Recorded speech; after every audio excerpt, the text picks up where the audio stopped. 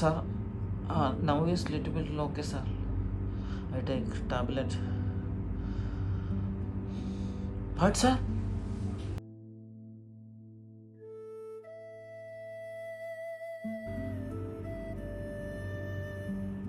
okay, sir.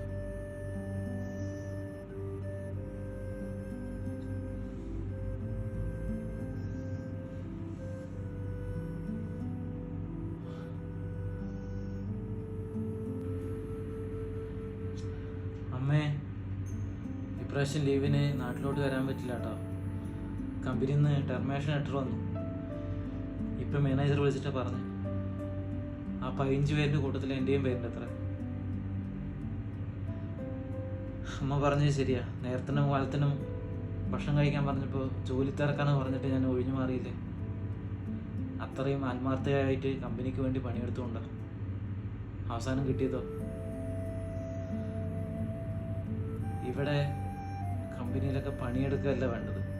Company മാനേജർമാർ വരുമ്പോൾ, മറ്റു സൂപ്പർവൈസർമാർ വരുമ്പോൾ അതിനെ കാണാൻ വേണ്ടി ഷോ ഓഫ് ചെയ്യാണ് വേണ്ടത്. കമ്പനിയെ കുറിച്ച് ഒരുപാട് പഠിക്കാനുണ്ടമ്മ.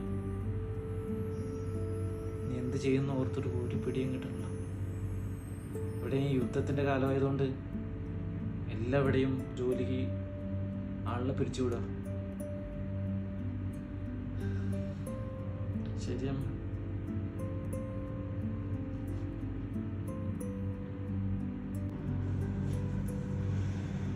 അളിയാ ശ്രീനി, ഒരു വിശേഷം ഉണ്ടടാ. ജോലി അങ്ങ് പോയി കിട്ടിയടാ. എവിടെയും വല്ല പണിയുണ്ടെങ്കിൽ പറയാനാടാ, മറക്കല്ലേടാ.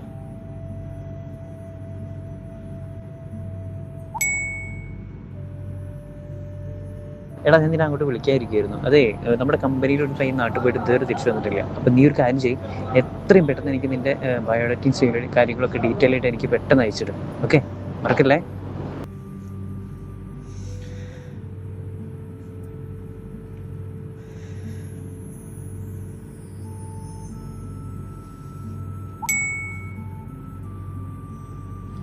എടാ, അല്ലെങ്കിലും നിനക്കൊരു ആപത്ത് വരികയാണെന്നുണ്ടെങ്കിൽ നമ്മളെല്ലാവരും കൂടെ ഉണ്ടാവില്ലേ, എസ്പെഷ്യലി ഞാൻ. അപ്പോൾ എനിക്കെന്താ പറയുക, ഒരു ജോലി ഇല്ലാത്ത സമയത്ത് എൻ്റെ റൂമിൻ്റെ റെൻറ്റ് പോലും നീ അല്ല സെറ്റിൽ ചെയ്ത്. എന്നിട്ട് നീ എന്നല്ല ആരോടൊക്കെയോ സംസാരിച്ചിട്ട് ഒരു ജോലിയും റെഡിയാക്കി തന്നെ എനിക്ക്. അതൊക്കെ മറക്കാൻ പറ്റൂടെ? ഒന്നും മറക്കില്ലടാ.